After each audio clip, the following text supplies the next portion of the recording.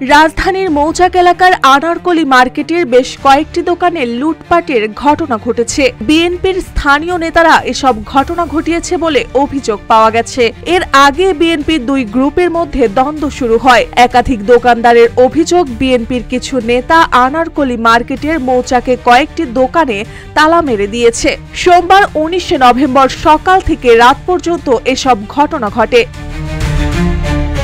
নাম প্রকাশে অনিচ্ছুক এক দোকানদার জানান, অস্ত্র দেখিয়ে এবং ভয় দেখিয়ে কয়েকজন দুর্বৃত্ত তাদের একাধিক দোকান দখল করে নিয়ে যায়। তিনি আরো বলেন, বিএনপির নেতা শামীম হোসেন ও আব্দুল মোতালিব রুবেলের নেতৃত্বে এই লুটপাট ও চুরির ঘটনা ঘটে। সাধারণ দোকানদারদের অভিযোগ, এখানে লুটপাট হয়েছে। এক দোকানের মালামাল বিএনপির আরেক নেতা নিয়ে যাচ্ছেন। একজনের দোকানে আরেকজন তালা মেরে দিয়েছেন। বেশ কয়েকটি দোকানে অস্ত্র দেখিয়ে দখল করে নিয়ে গেছে দুর্বৃত্তরা। পুলিশ ঘটনাস্থলে এলে তারা চুপিসারে সরে পড়ে।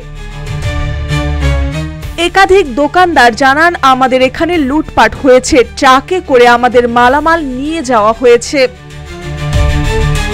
মার্জিয়া মৌ, রূপালী বাংলাদেশ।